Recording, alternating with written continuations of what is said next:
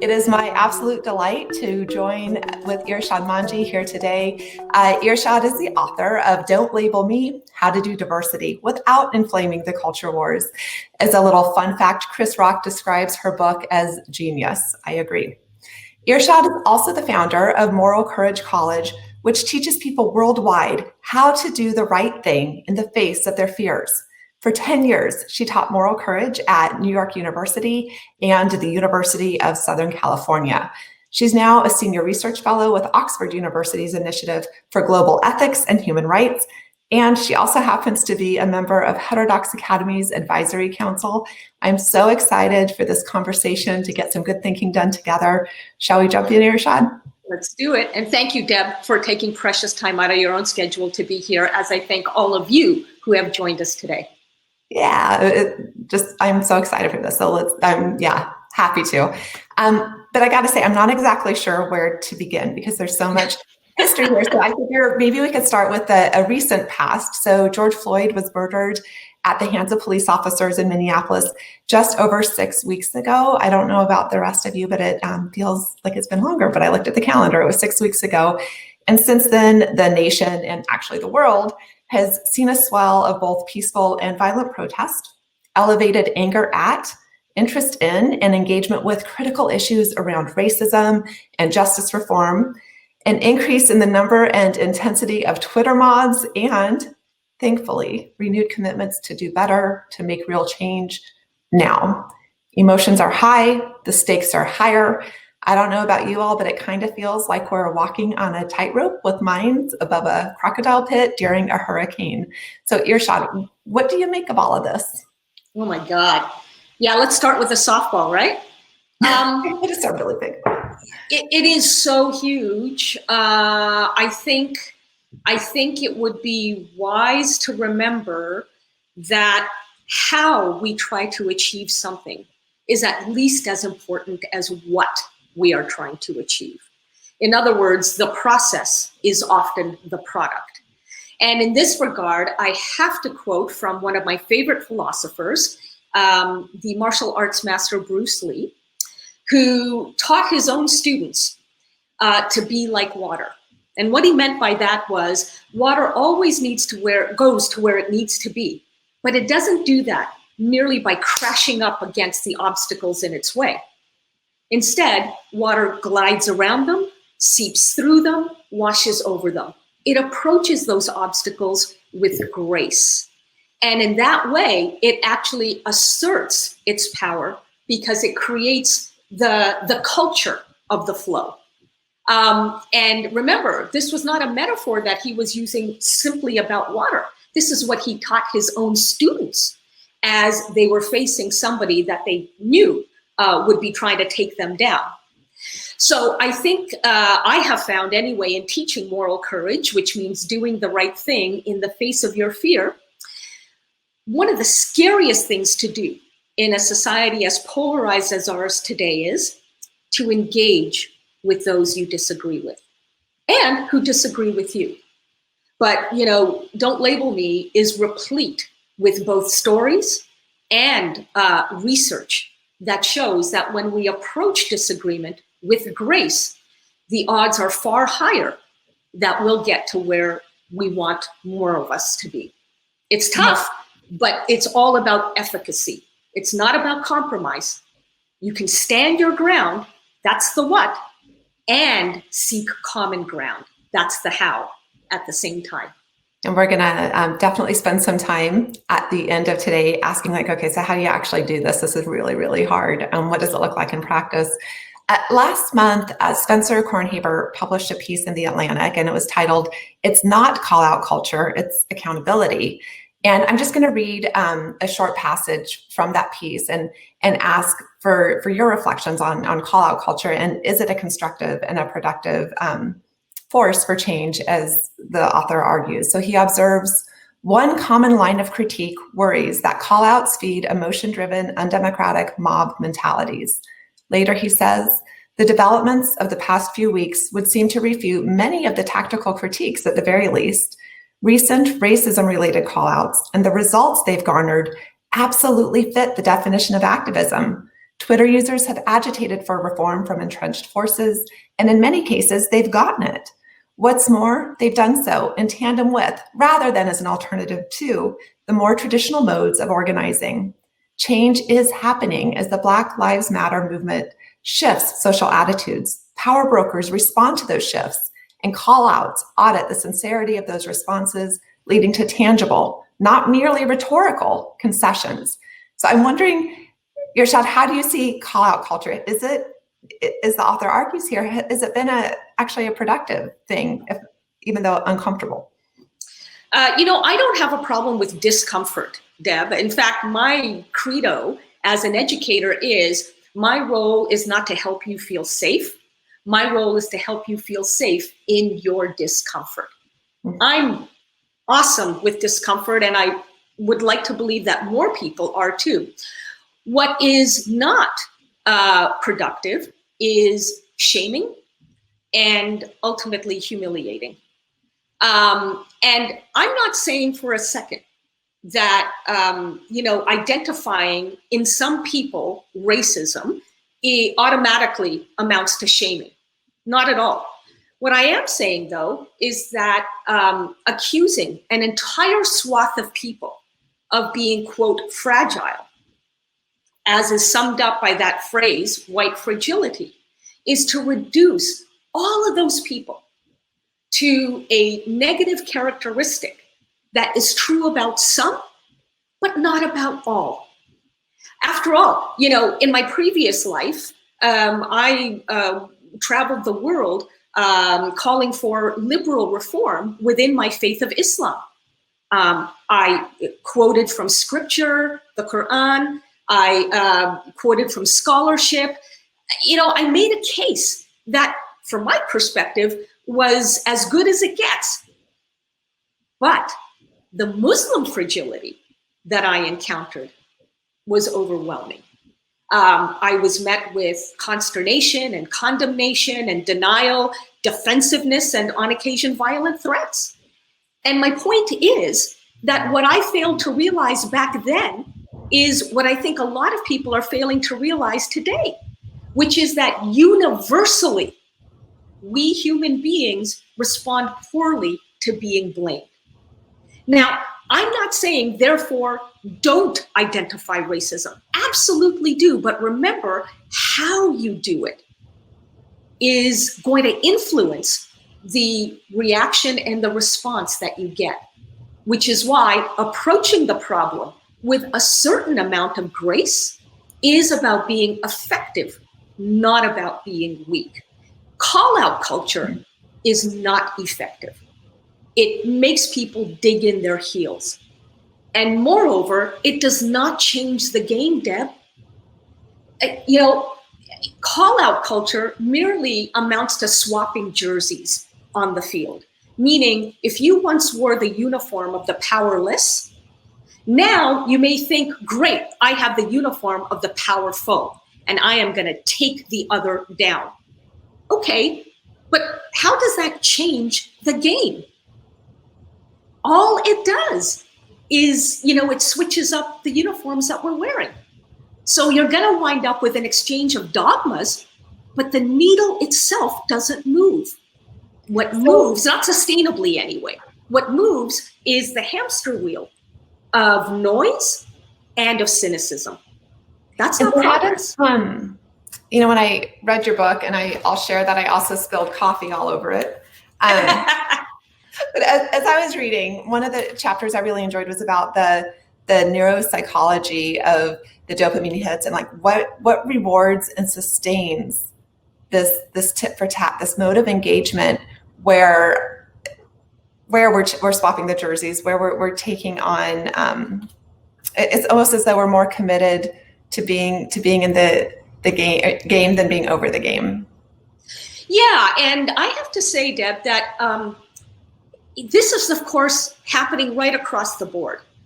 Another point that I try to make, and don't label me, is that sadly, some activists of any cause, whether on the left or on the right, are in the fight not to solve the issues, but rather to prolong the combat. Why? Because that's where they get their identity from. I can assure you, in earnestly, speaking with many conservatives over the years about, quote, political correctness, I have found that too many of them actually don't want to see political correctness go away. They rail against it. But if they didn't have it to rail against, then they'd have to figure out who else they are.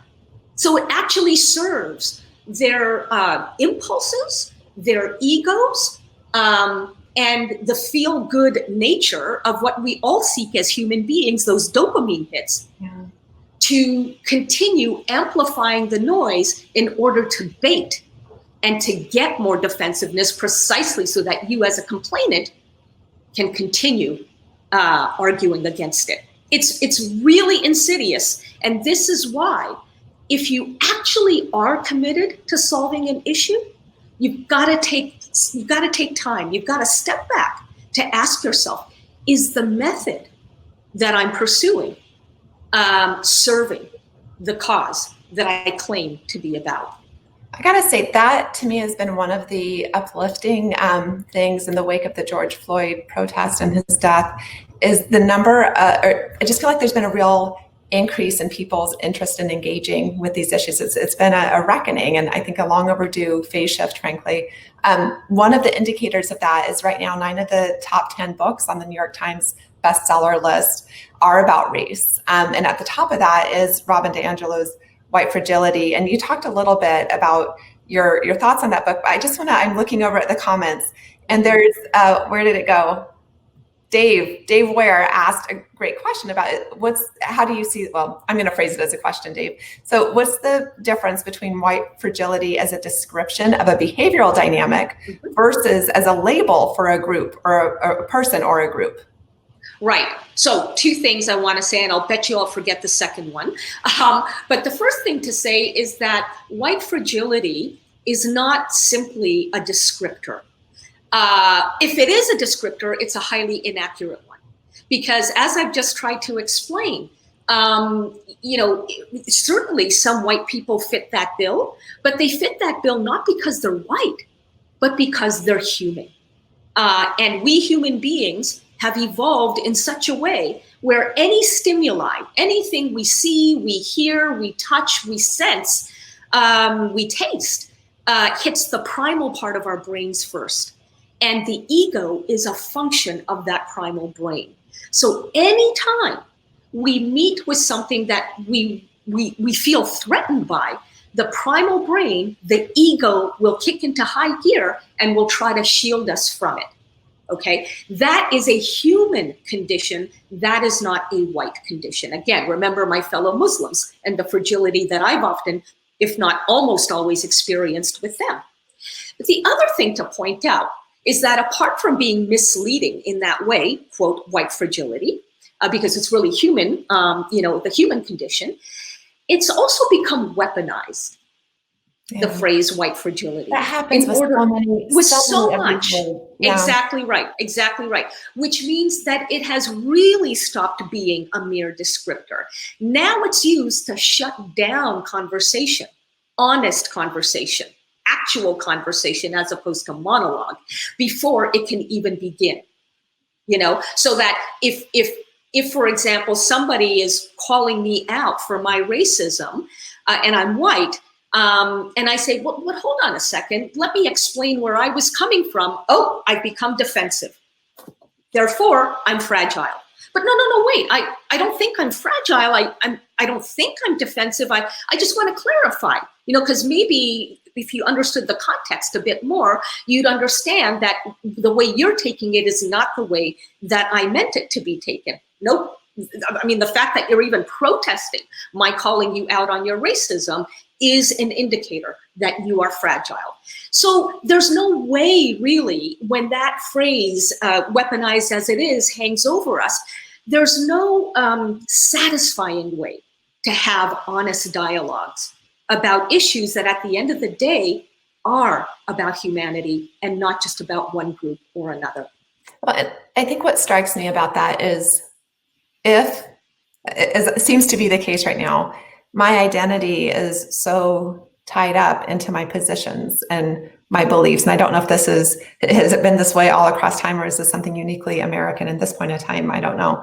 But if someone's attacking my beliefs and it feels like they're attacking that core aspect of my identity, that old reptilian brain, ego, right, it makes a lot of sense that would activate the fight or flight. Like I need to go into defense mode. So thinking again about your Bruce Lee, be like water metaphor, that fight or flight, that defense mode, that's a really big rock to be hitting up against. Yeah, and this is why I worry that it might be a little too late for most of my generation and yours to learn, techniques and tactics for overriding the emotional part of the brain, the reptilian brain. But this is why what I do, Moral Courage College, is all about teaching younger people. University students, yes, but even younger than that, high school students and middle school students, how to engage with their so-called other and how to do it without worrying that, if I actually go first in the listening department, I'm signaling to people that I'm weak. No, you are not. Quite the opposite. What you're signaling is that you are secure in who you are and that you are going to set the culture of this conversation. And, one very, very important story that I tell in Don't Label Me involves two young people, Genesis and Lewis, both of them, from Mississippi. Mississippi, by the way, that just last week voted to change the Confederate battle emblem on its flag. And Genesis has for years been an activist in favor of changing that flag.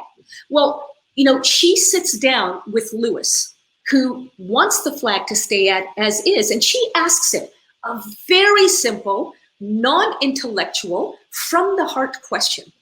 Lewis, how does that flag make you feel? And he answers, it makes me feel like I'm home. But because she asked him first, sincerely, how he feels, he felt the moral obligation to ask her, how does it make you feel? She answers. And over the course of an afternoon of conversation, what he comes to realize, Deb, is that he cares more about Genesis, the human being, than he cares about that flag. And without anybody asking him to do this, let alone demanding that he do this, several months later, he actually took down the Confederate flag from his backyard and he folded it up neatly and put it away in a box labeled Things of the Past. Yeah. Wow. I'm emoting over that one. It's not a rare story. It really isn't. There are lots of other stories in Don't Label Me that show that even when you engage with hardcore racists, not that you're obliged to, not at all, but for those who do engage with hardcore racists, you'd be surprised how often they say, I've never been treated with such respect from anybody on the other side. And today, some of the most vocal anti-racists were first white supremacists. So I love that. The one of my mantras or things I try to live by is seek first to understand and then to be understood. Yes, Gandhi was neuroscientifically spot on. You're strumming my heartstrings there. I want to pick up on a word that you just said, which is respect. If I had to grab one word that really is the core of your entire book, it's that. And you make a distinction between being respectful and respectable. What is that distinction? So when you seek to be respectable, as in respectability politics, which is very frowned upon, you're actually trying to manipulate others. You're trying to make them think that you care what they have to say, when in fact, you may not care what they have to say. And trust me, your body language will give away your disrespect. Respectability is not what I'm arguing for. Respect is what I'm arguing for. And the word respect, it's important to note, comes from the Latin we spectate, as in See. spectate, look again. The first impression typically is not the truth, or at least the whole truth about somebody.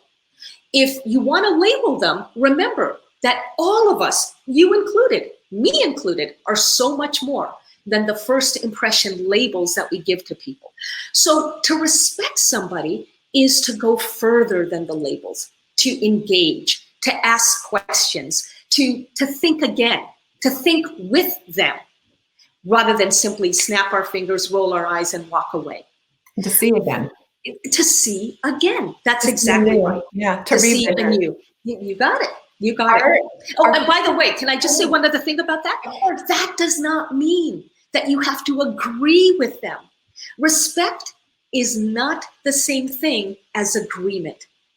Respect is engagement. Though there's the argument that if you engage, you're therefore validating the perspective. What do you make of that? That engagement with is an endorsement of? I don't buy it. Yeah. It just isn't. And the thing is, though, that when people assert this, of course, there's a censorious influence, a chilling effect that has on how activism is done. You know, again, human nature is such that we crave belonging. We are essentially social creatures. And so one of the questions that is constantly asked by people like me, people like you, who are trying to fight for the right thing, just in different ways, the constant question that we ask ourselves silently is, well, if I do X, if I sign that letter, will I be perceived as being on the other side? And because of how other people might perceive us, we tend to stifle ourselves. But now that means that we're taking responsibility for what other people may or may not do. And we're letting them off the hook to own responsibility for their actions. So it's very insidious. This need to be social, I get it. I'm there. It hurts when somebody tells me you're not an authentic Muslim, you're not an authentic queer, you're not, hence not authentic Muslim, you're not an authentic feminist, authentic Canadian, person of color, whatever it may be. It hurts. I got lots of boxes that I check and uncheck. I opt in and opt out according to some people. It hurts, Deb. I'm not saying it doesn't, but I also know that integrity matters more than my momentary pain, because we all live in our own skins. And for me, that's 24/7. So I've got to be happiest with my integrity, not worry about who's disappointed in me. There really is a sense of this ultimately being relational between two wholly present and authentic selves. And that incredible, and I hope we have a chance to talk here a little bit about the vulnerability that entails and the risk taking. But first, I'm going to transition this for just a second over to the college space, since that's where I'm academy adjacent these days. Our colleagues at Interfaith Youth Corps, they have this great line, and they say that if we've managed to create a campus where everybody looks different but thinks the same, then we really haven't harnessed the power and the potential of diversity. I'm wondering how you see the relationship between diversity of viewpoints on the one hand and demographic diversity on the other. So diversity of viewpoint for me is intrinsic to diversity itself. And here's why. Even when you belong to a so-called minority group, you don't stop being an individual or having individuality within that group. You are both things at once.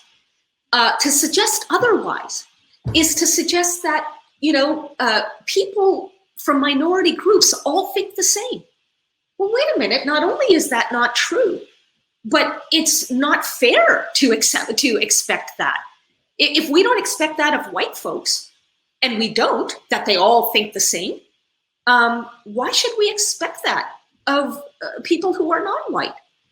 Moreover, I think that diversity of viewpoint actually liberates me as somebody who has faced patterns of historic patterns of marginalization. Why?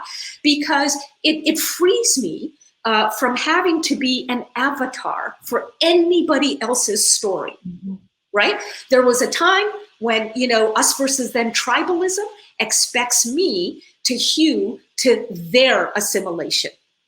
Well, now activism of certain kinds expects me to hew to our assimilation. No, I'm not interested in theirs or ours. I'm not interested in being assimilated. I'm not interested in conforming. I'm interested in being me and experimenting with what that means.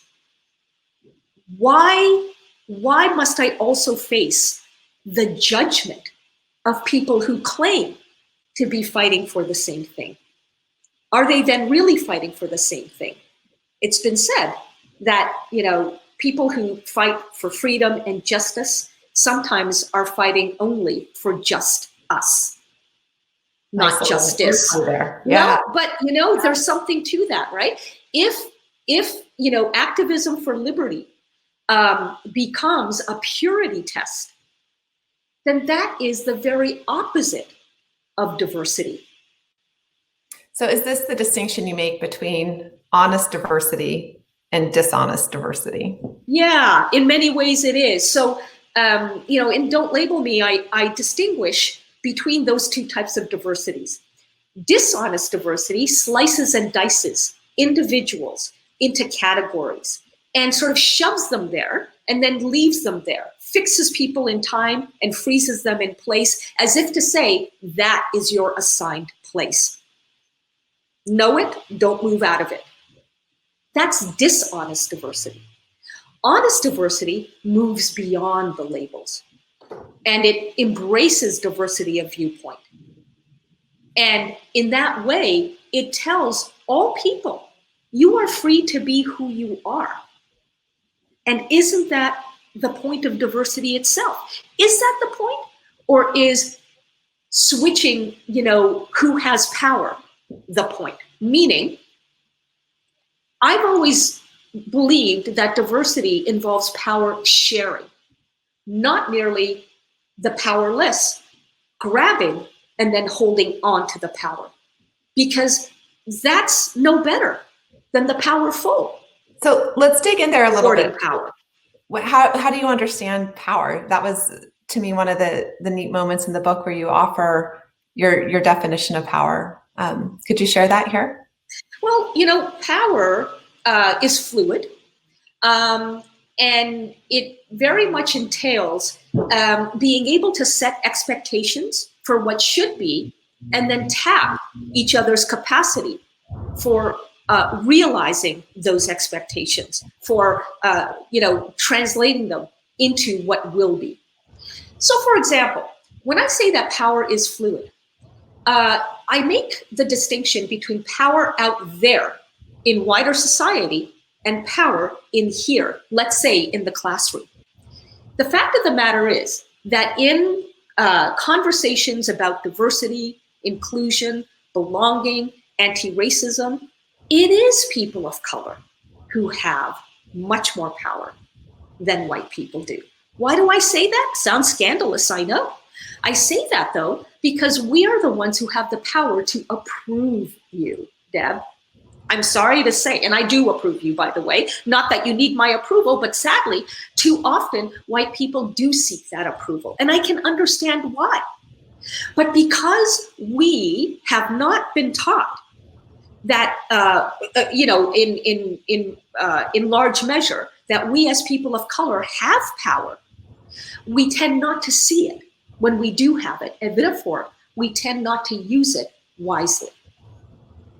We tend to abuse it when it comes to anti-racism activism. So I'm saying that, even if you feel power, even if you feel like you have less power than others do in the wide world, and you may be right about that, understand that in certain contexts, you have more power than you think they do. Be wise to it. Don't use it poorly. Role model how power ought to be used. And one final thing I'll say about all of this, because you know I love my distinctions, right, is just because you are less powerful does not mean you are powerless.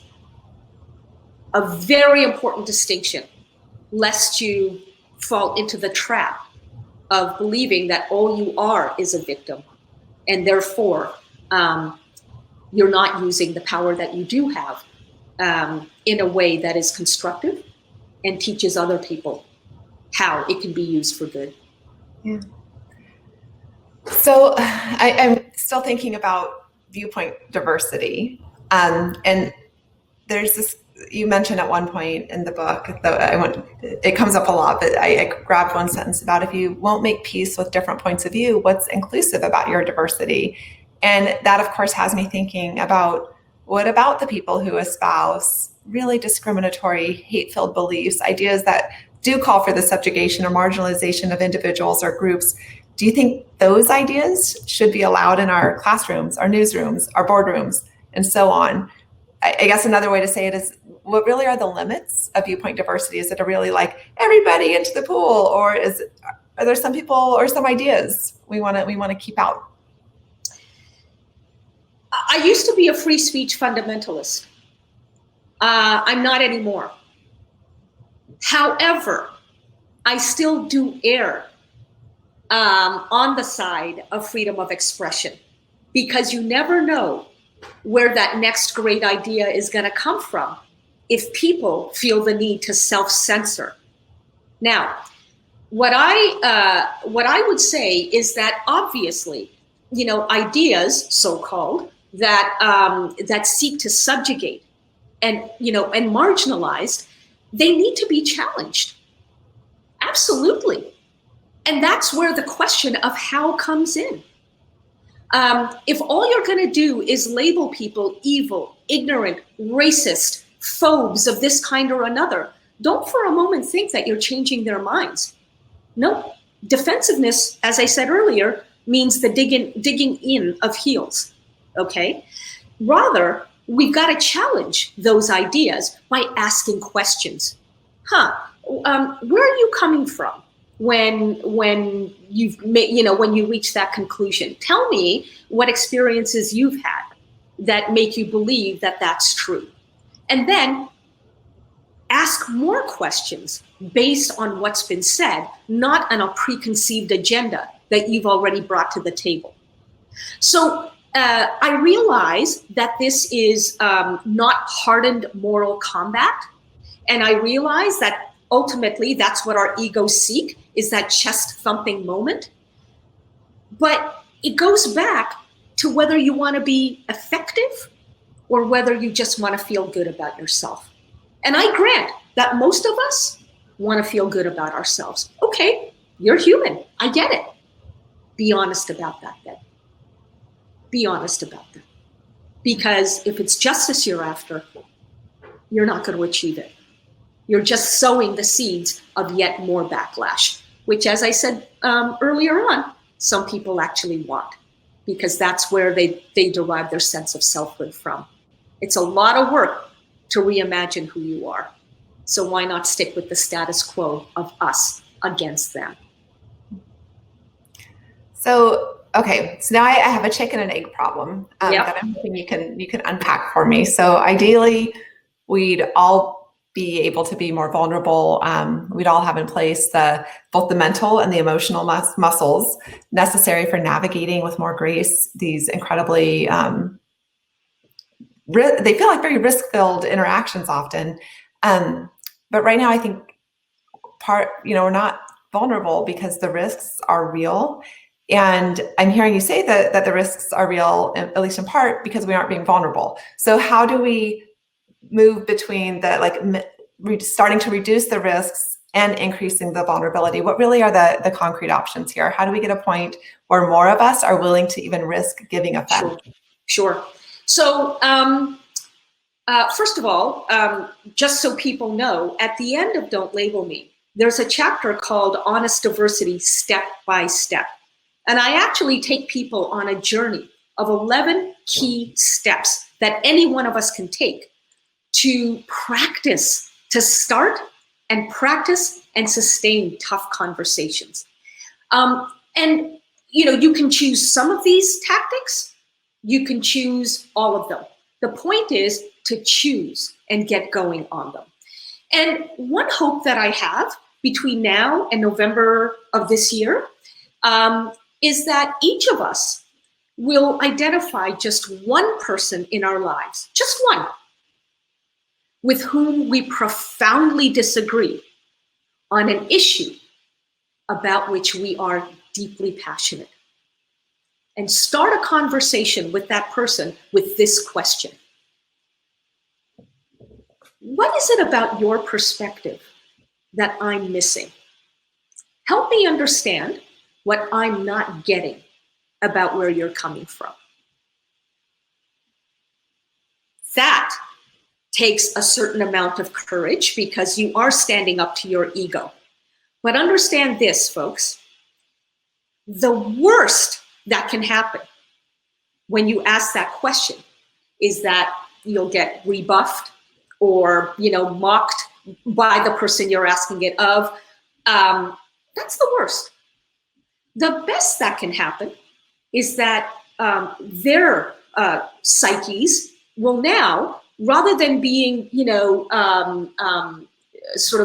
occupied with trying to rebut you, their psyches will open up just as your psyche has, and they will be able to hear finally where you're coming from because they've now got that bandwidth that isn't taken up by having to guard themselves all the time, right? So the best that can happen is that your point of view will have a fighting shot of being heard. But here is for sure what's going to happen if you treat this conversation like the teachable moment that it is. For sure what's going to happen is that you will wind up becoming a better communicator of your ideas. Why? Because in listening to the values that your other is coming from and reframing your own arguments with those values, you will finally give them a chance of being taken in by the people who otherwise would have just dismissed you altogether. So understand that what your other is giving you is actually a gift. It is literally the gift of information to help you become a better advocate in order to move the needle rather than merely preach to the choir. That's like 3 opportunities in one. That's a pretty good deal if you ask me. So I gotta say, one of the things I loved is when you talk about the other in the book, you're using a capital O, that this is a real person, not just the category. Exactly. So I'm imagining myself in this conversation where I've asked the question, help me see what I'm not yet understanding about your position. And I imagine hearing things that kick up an incredible visceral feeling of disgust. How I feel attacked, my skin is crawling. How do I remain in dialogue and take care of myself in that moment? What is it like to remain mindful, present, when you feel like your core self is under attack? First of all, be honest about that. Say that. You don't have to shout it. You don't have to jab it. But you can say, I'm having a really hard time in this moment. I just need you to know. I'm feeling like my core self is being attacked. I know that's not what you mean to do. Unless it is, you can tell me. But if it's not what you mean to do, just give me a second to let me breathe, because that's another one of the steps to take. Literally, breathe, take in some oxygen, slow down the blood rush in your body, give your primal brain the chance to transition into the more evolved part of your brain, where both emotion and reason can coexist. All it takes, in most cases, is a breath or 3. And then ask another question. Even that, if that question is really, I'm having a hard time getting this. Can you help me? Can you rephrase what you mean by that? Can you be more specific about the experiences that have led you to that? ask questions out of genuine curiosity, because after all, you are trying to understand in this way of engaging. You're trying to understand, because if you don't understand, again, doesn't mean agree with, if you don't understand where your others are coming from, you don't have a hope in hell of, down the road, having them hear your perspective, right? So this is enlightened self-interest, but better than that, it's a way of outwitting the ego that resides in all of us, and that turns our best intentions often into mirror images of what we say we hate. So that's all great advice. And I feel like I think I can do it. So I want to try, but I have a bigger question here, which is, do you think humans, are we capable of this honest diversity thing? What are the signals of hope? Share a success story or two to convince all of us that this is really doable? Yeah. Well, look at what's happened, in the LGBTQ rights movement over the last decade. Now, the people in this forum should know that, when I was living in Canada, that's where I grew up, and started off my career as a television host and producer with a show called Queer Television. This was in 1998, and it was the world's first program on commercial TV that explored the lives of LGBTQ people. Well, Deb, the amount of hate that we got, no, it's okay, there's a good news ending here. The amount of hate that we received as a result of that show would compete with the hate that we see on Twitter today for all sorts of positions. That's how bad it was, right? But I had a bit of an insight back then. Instead of denying that those points of view existed, how about we actually air some of them, and then I will answer some of them. And that was where my insight stopped. I thought this would be an interesting segment, so that's what I did. But here's what I didn't bank on, Deb.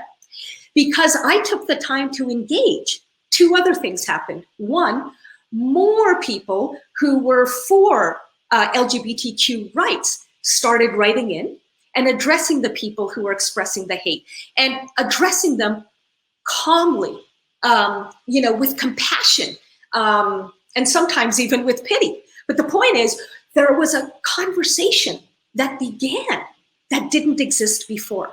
And the other thing that happened, for what it's worth, the show in its third season wound up winning Canada's version of the Emmy, meaning what's called the Gemini, for a certain category, not lifestyle programming, not niche programming. It was awarded the top edited show in the general information category. And the reason for general information, precisely because as many heterosexual people began watching it as people who identified as LGBTQ. And that's because they came to see that there's a bigger point here than just one niche. They began to see one another as human. This is part and parcel of the possibility that I'm talking about. And what I love about that too is it's still relational, but it scales, and that it's not just the one-on-one, which I also think is an incredible place to be investing our efforts and resources for these conversations. So I'm looking at the time, and we would like to move into some audience Q&A. Let's start. Actually, I really like this one right at the top, so I'm just going to stop there. Plus, it got upvoted 7 times. That's a cool feature.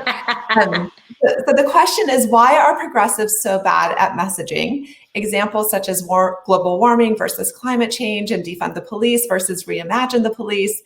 I heard some BLM leaders talk about that the messaging doesn't matter. However, isn't branding the only reason Trump is in the White House? What are your thoughts on that, Irshad? Well, I'll answer the first question, which is why are progressives so bad at marketing, I think was the question. A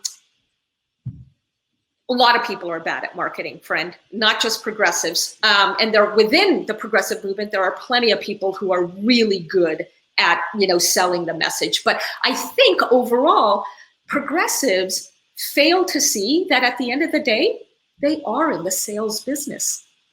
And that strikes some as really icky to think about because of the, instinctive reaction against capitalism, against branding, against selling, against marketing. But the reality is that no matter who you are, if you have a message that you want to see go mainstream, you are in the business of selling. If you don't accept that, say goodbye to the power of that message in terms of how many people it will move.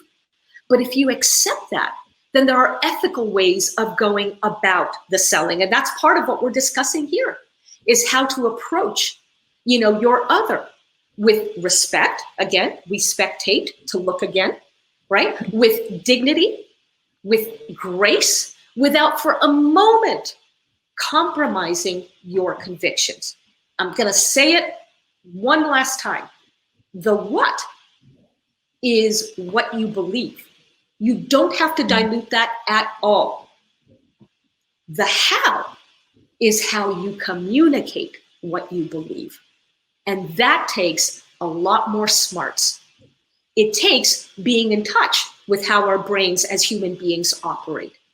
The marketers have figured that out. Why shouldn't you? Yeah, I think this also goes back to your point about the listening. I think one of the reasons we're really bad at it is we assume other people see the world the same way we do. And so we're working from that very first person perspective that somehow we have uniquely cornered the perceptual market, that we somehow uniquely know what is real, what the world needs. And when we engage in those very authentic, deep conversations, it calls that into question. It shows us that maybe our perspective is not the one and only. And once we understand what the concerns, what the values are from which another person is operating, to be able to, as you said, shape the message and shape the claim within that value, and not in a manipulative sense, but that other person is also coming to that question from that egoistic perspective. And so it's a place to say, let me meet you where you are, and shift over a bit and see if you can see my perspective too. And Deb, I have to add one other thing to that. Lots of people know that other perspectives do exist. The problem is that we tend to label other perspectives as evil, insidious, ignorant, stupid, and therefore not worth engaging, right? So this is where we have to come clean with ourselves. Ask yourselves, if I had lived that person's life, if I had grown up under his or her circumstances, if I had their context, is it a foregone conclusion that I would not turn out the way they did? Maybe I would believe what they believe. But before we can even go there, Deb, we have to ask our others about their backstory. The great thing about doing that, though, is that it shows the kind of respect, just like Genesis did with Lewis, that then lowers emotional defenses on their part, so that they, in turn, are much more inclined to hear your backstory too. Yeah, that's such a great opening conversation to have with someone. Just what's your story? Yeah, what's your story? Whatever they choose to elevate at that moment. Right. Okay, so let's take another question. This one has 14 upvotes. I'm really enjoying that feature. So when I first read DeAngelo's White Fragility, I was aghast and wondered, how could she have received her PhD with all the Kafka traps? Then I found out she graduated and was a professor at the University of Washington. It is a reflection of critical race theory that has been taught for the last 20 years. I am deeply concerned about her work being used in the K-12 school system. What can be done to get healthy training in the school system? So I think I would encompass this one as like, what's at stake if we're all reading and activating around the ideas and frames of white fragility. Yeah. Well, this is where super important. This is where my belief in diversity of viewpoint really comes into play. I would never tell anybody not to read a particular book, ever. By all means, read it, but read others too. And others meaning not just ones in the same framework. Oh, well, there's one. You don't label me. Can I tell you something? Over the last couple of days, I've heard from a lot of people, academics, members of church congregations and so forth, say that, our faculty book club or our church club is reading White Fragility. And I am going to propose that after that, we read Don't Label Me, as a way of really mixing up, the conversation. And if we want discomfort, which is what I'm told White Fragility is all about, you've got to get comfortable with discomfort. Great. Then how about the people who are comfortable with White Fragility getting a little bit of comfort with their discomfort too? Discomfort goes both ways. So all to say, folks, rather than censoring even mildly, any kind of a book or reading, add to it, expand the horizons, don't diminish them. And if I can just share really quickly, in case there are some K through 12 educators in the room, that Heterodox Academy, we have a K through 12 educators group on Facebook. And I don't know if I'm actually supposed to announce this yet because it's not happening until later in July, but we are opening up membership to K through 12 educators as well, to help build some of these habits of heart and mind into the pipeline. So even though our organization focuses on higher education, our concern is that if we're not helping students think about these issues until the first day of first year orientation, it's probably too late. That these are habits of heart and mind. They're muscles that need to be developed and practiced. And Deb, I'm so happy to hear, by the way, that Heterodox Academy is opening up to K to 12 educators. Let me add that I hope that means that an organization with whom I serve, an organization called letgrow.org, which promotes independent thinking and emotional resilience in young people, particularly students K to 12. I hope that we will then be able to work with Heterodox to teach the moral courage, the ability and willingness to do the right thing, meaning, engage in dialogue before you decide somebody is what you assume they are. Do the right thing in the face of your fear. And I'll share too, I don't have it listed out as a resource yet, but I do have a list of children's books that I shared with my own son as he was growing up that are very relevant to the perspective taking and empathy building. So if anyone wants my list, feel free to email me. Okay, we have time for another question here. So my family members and I are really struggling with the question of epistemology. We are trying to balance the principles of liberal science, things that are testable, supported ideas can come from anyone and no one has the final say, with the argument that lived experience with being a person of color or experiencing sexual assault or having a mental health condition does provide a unique and truth. We see both sides. What are your thoughts on this issue? So this notion of liberal science in conversation with lived experience. Yeah, well, I say one word and it starts with P, pluralism. I make the case for pluralism in this way. We all, in order to just get on with life, we have to decide what is conscionable and unconscionable, what is true and false, what is acceptable and unacceptable. Yes, but let's remember to have enough intellectual humility to recognize that anything that we say is true or false, acceptable or unacceptable, is provisional, meaning that it may change down the road. Your mind may change down the road if you experience, if you have more experiences and come across better arguments, which, by the way, is why free speech is so essential to truth seeking. Without it, truth, it doesn't have a hope in hell. freedom is essential to seeking the truth. So pluralism does not mean that you can't take a stand. Again, take a stand. Absolutely. Remember, though, that if you are going to be honest with yourself and true to the complexity of the world, you may change your mind down the road. Live more, and you get to. You're permitted to. Yeah. Live more, hear more arguments, and that means ask more questions. Excellent. Okay, we have time for another one, so I'm going to go for it. I've often thought that the problem isn't shaming per se, but the divorce of shame from its traditional purpose of letting someone know they did wrong, to fold them back into the community in a more healthy way. Today, shaming is too often about pushing people out, canceling them, etc. Is there a role for shaming in a more restorative way? Talking about that notion of calling in versus calling out. Right. Oh, I think that there is. And I love the idea of restorative justice, and which I'll get to in just a second. But properly done, shaming doesn't amount to shaming. And it certainly doesn't amount to humiliation.